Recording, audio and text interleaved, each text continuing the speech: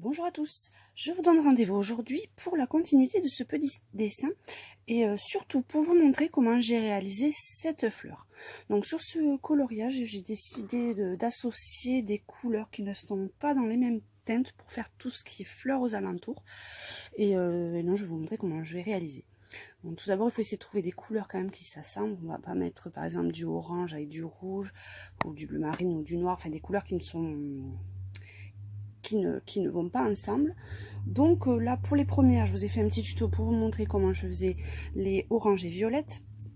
Et là aujourd'hui je vais vous montrer comment j'ai réalisé celle-ci, avec un mélange de rose, violet et de bleu turquoise. Donc on va faire un essai sur celle-ci. Donc pour cela, il vous faudra 4 crayons de couleur. Donc j'ai 2 roses et 2 bleus.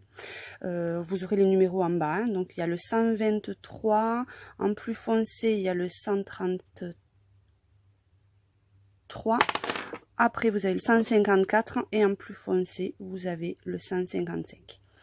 Donc pour commencer, vous prenez le rose clair. Hop, et vous coloriez la base de la fleur. Vous montez un petit peu, pas énormément non plus, parce qu'il faut quand même que vous laissiez la place pour les autres couleurs. Hein. Mais vous remontez. Donc ça change un peu des fleurs qui sont toutes uniformes ou en dégradé d'une même teinte. Là, ça vous fait des petites fleurs un petit peu plus vives, je trouve, ce qui se prêtait bien avec ce dessin. Et puis c'est l'occasion d'essayer des petits mélanges qu'on n'aura pas forcément l'occasion de faire habituellement. Donc c'est assez sympa. Donc après vous pouvez faire, bon là j'avais beaucoup de feuillage donc j'ai pas utilisé les verts, mais vous pouvez faire le vert et le violet, même le vert et certains bleus. Donc vous pouvez essayer plein de combinaisons. Hein. Hop, et là on fait le bas des feuilles. Ensuite on prend le violet qui est la teinte au dessus, et là par contre on le fait beaucoup moins descendre. Hein. On le fait un peu plus petit que le rose clair. Hein. Et comme toujours, on repasse un petit peu aussi sur le rose clair. Hein. On part pas vraiment à la limite, on passe un tout petit peu dessus.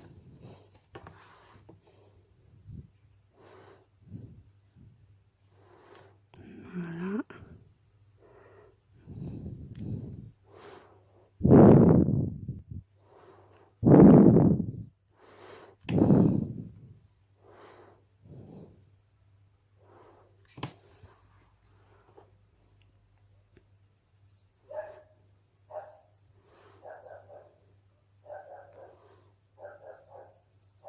Et voilà pour celle-ci. Celle-ci, je vais la faire un peu plus grande parce que, vous voyez, elle sort de l'autre côté. Voilà. Ensuite, j'appose déjà mes couleurs et après, je ferai bien les dégradés. Hein. Donc ensuite, j'appose le turquoise. C'est pareil, je le fais moins gros que le rose. Hein, pour laisser un peu de place à la couleur plus foncée, parce que sinon, vous n'aurez plus du tout de place. Donc selon la taille des pétales, vous avancez plus ou moins.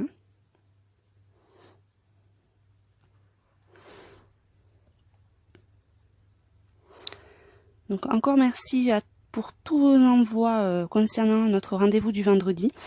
J'attends donc cette semaine vos nouvelles colos, pardon. Donc n'hésitez pas à me les faire parvenir sur la page Facebook SatoPK66. Et encore merci aussi pour vos commentaires et votre soutien qui font vraiment plaisir.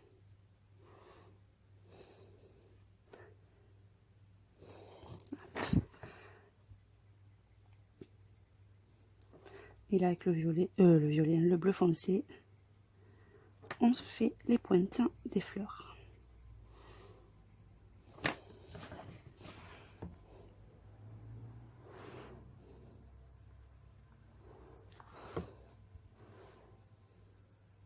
Excusez-moi, j'ai les mains qui accrochent un peu, parce qu'il fait extrêmement chaud aujourd'hui.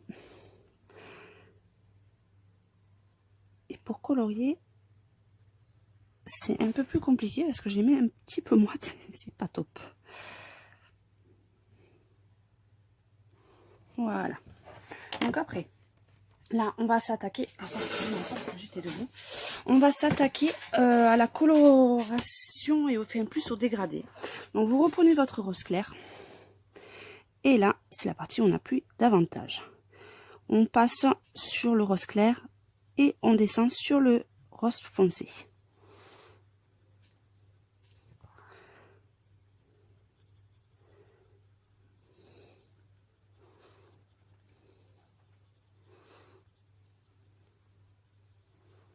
Voilà.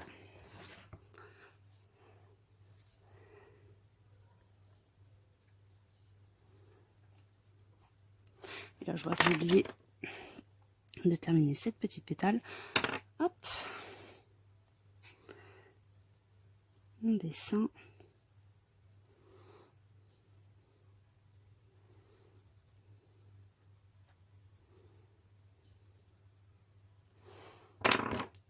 Ensuite,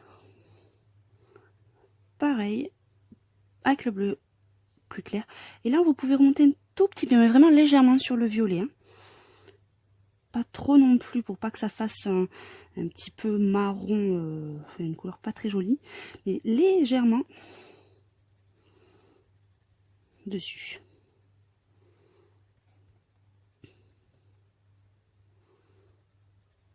Voilà.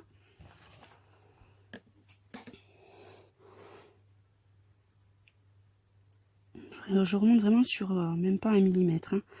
C'est vraiment pour essayer d'atténuer la démarcation, même si c'est pas forcément très important qu'il y ait la démarcation qui se voit moins, parce que là c'est vraiment deux couleurs différentes et pour moi ça me gêne pas là qu'il y ait quand même une coupure entre les deux. Au contraire, c'est vraiment pas gênant.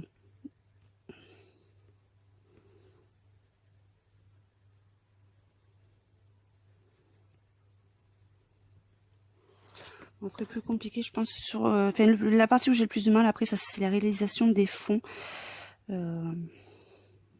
Savoir quel fond je vais utiliser, si je fais un fond noir, un fond au pastel, mais là avec tous les petits détails, j'ai peur que le pastel vienne salir le crayon, donc c'est assez étroit entre les motifs, hein. Donc j'ai peur que ça fasse un petit peu un effet, ça salisse les couleurs, hein. Donc là je ne sais pas du tout, ou alors si je pars sur carrément un fond blanc, il va falloir que je réfléchisse à la question. Donc là la partie de la fleur est quasiment terminée, il y a juste des petits endroits à repasser, mais c'est vraiment pour être pointilleuse. Donc ensuite l'intérieur c'est tout simple là. Je le fais au stylo gel noir à paillettes. Là, vous le voyez pas trop, l'effet paillettes que ça peut avoir. Mais en visuel, vous avez vraiment un noir très brillant avec des petits reflets irisés qui est assez sympa. Je fais pas toutes les boules par contre, parce que entre elles ou sur les petites parties, je vais mettre un petit peu de stylo gel or, pour appeler un petit peu les tiges de certaines fleurs que j'ai fait au stylo gel or. Voilà, c'est celui-ci. Donc ça rappelle toute petite touche. Voilà.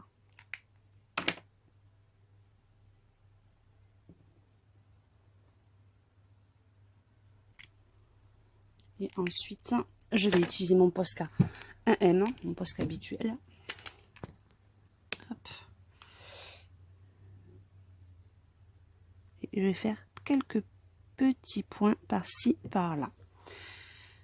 Et voilà pour vos fleurs en bicolore. Donc après, vous pouvez utiliser vraiment plein de combinaisons possibles. Donc n'hésitez pas, lancez-vous. Je vous dis à très bientôt pour de prochaines vidéos. Merci à tous.